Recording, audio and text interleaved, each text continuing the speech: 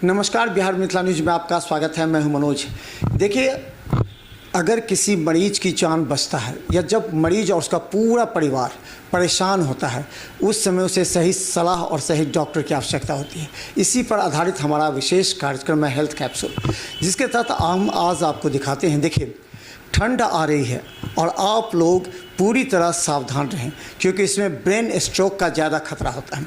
वो मरीज जिनका ब्लड प्रेशर है, उन मरीजों को ज़्यादा परेशानी होती है। डॉक्टर स्नेह कुमार झा हमारे साथ न्यूरोलॉजिस्ट हैं, जो कि विगत कुछ वर्षों में मिथिलांचल ही नहीं, बाहर से मरीज़ इंक्वायरी करते हुए यहाँ पहुँचते हैं और उनका इलाज भी होता है। हमारे साथ आज हम बात करेंगे जो ठंड आने वाली है, कैसे प्रिकॉशन लें, क्या प्रिकॉशन लें और समय पर किस तरह सलाह लें। अभी ठंड में सबसे ज़्यादा मरीज को देखा ब्रेन स्ट्रोक का ज़्यादा खतरा होता है। ये क्यों होता है ठंड में?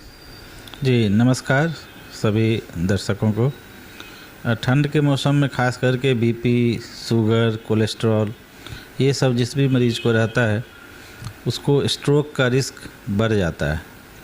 तो ठंड में इसीलिए हम लोग बोलते हैं कि ठंड से बच के रहिए, बीपी को रेगुलर चेकअप कराते रहिए। इन केस अगर स्ट्रोक का अटैक हो गया, स्ट्रोक मतलब जो कि ब्रेन हेमरेज हुआ, चाहे ब्रेन में इन्फार्क्ट हो जाता है, जो नस ब्लॉक हो जाता है, उसके चलते पेशेंट बेहोश हो जाता है या कोई हाथ पैर में पैरालिसिस का अटैक मार देता है, तो उस चीज़ का रिस्क ठंड में बढ़ जाता है बीपी के बढ़ने के चलते।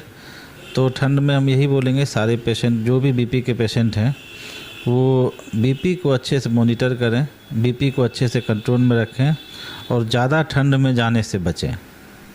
यही मेरा एडवाइस रहेगा। अगर अचानक ब्रेन स्ट्रोक होता है तो क्या करना चाहिए उस समय मरीज को? थोड़ा सा जो प्रिकॉशन हो या फिर उस तुरंत क्या करना चाहिए? तो स्ट्रोक का अगर अटैक होता है तो उस केस में क्या है, जितनी जल्दी आप ट्रीटमेंट स्टार्ट कराएंगे, ब्रेन के डैमेज होने का चांस उतना कम हो जाता है। क्योंकि हर एक सेकेंड जो है स्ट्रोक होने के बाद ब्रेन के लिए बहुत इम्पोर्टेंट होता है। पर सेकेंड जो है बहुत सारा ब्रेन का लाखों लाख न्यूरॉन्स जो है उसमें डेथ होता है।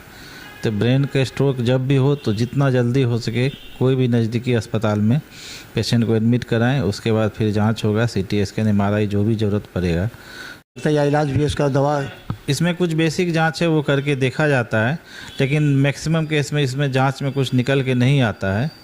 और इसमें रिहेबिलिटेशन सेंटर जो होता है, जो उस टाइप के बच्चे के लिए स्पेशल ट्रेनिंग सेंटर जो होता है, वो ही ज़्यादा इसमें कारगर सिद्ध होता है। और हम बता दें कि देखिए, आपको लकवा का भी, कई मरीज ठंड में लकवा का भी जो होता है, जैसे पैर में कोई लोग को अगर एक तो कम समय का लकवा ज़्यादा ठीक होता है, अगर ज़्यादा समय का हो तो उसको क्या हो पाता है? जितना कम समय में इलाज होगा उतना चांस ठीक होने का बढ़ जाता है, चाहे कारण कोई भी रहे, जो भी कारण रहे, जल्दी इलाज होगा तो ठीक होने का चांस ज़्यादा रहेगा।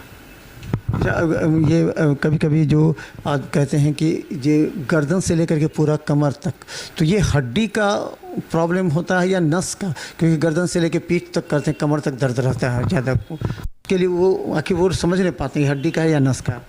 ये जांच करने के बाद ही हम लोग पता करते हैं कि ये दर्द जो हो रहा है वो हड्डी के प्रॉब्लम के चलते हो रहा है या हड्डी के में से कोई नस दब रहा है उसके चलते हो रहा है। तो ये जांच करने पे पता चलता है, पहले बताना मुश्किल होता है। कन्फ्यूज़न बहुत लोगों को है, कहते हैं कि हमको लकवा हो गया या नस प्रॉब्लम पूरा पीठ से नहीं हो रहा, तो हम हड्डी विशेषज्ञ के पास जाएं या फिर न्यूरोलॉजिस्ट के पास जाएं। ये जो कन्फ्यूजन वो कैसे क्लियर होगा? क्योंकि ऐसे में भटक जाते हैं बहुत से मरीज। नहीं, इसमें कहीं भी एक जगह पहले वो हो जाए, उसके बाद जैसे हम लोग के पास ही कोई पेशेंट आ जाता है, हम लोग जैसे उसको जांच किए, एग्जामिन किए, अब कोई जांच में निकल कर आ गया नहीं इसको हड्डी संबंधित दिक्कत है, अब हड्डी कहीं किसी का क्रैक है या हड्डी का कोई कारण से फ्रैक्चर हो गया, तो हम लोग भी हड्डी वाले के पास भेज देते हैं। तो ये जांच करने के बाद ही पता चलता है कि एग्जैक्ट प्रॉब्लम उसको हड्डी का है या नस संबंधित। अच्छा, एक अंतिम, यहाँ क्रिसेंट हॉस्पिटल में बता दें कि नेफ्रोलॉजिस्ट यहाँ पर आ गए हैं, ताकि जो किडनी से संबंधित मरीजों का यहाँ इलाज बहुत आसान होता है। तो आपने यहाँ नेफ्रोलॉजिस्ट को बैठे, क्या रिस्पॉन्स है? जी, यहाँ पे डॉक्टर अभिषेक कुमार, जो कि हेड ऑफ़ द डिपार्टमेंट है DMCH में नेफ्रोलॉजी के, वो यहाँ पे सोमवार और बृहस्पतिवार को OPD में अपना समय देते हैं। अच्छा रिस्पांस है।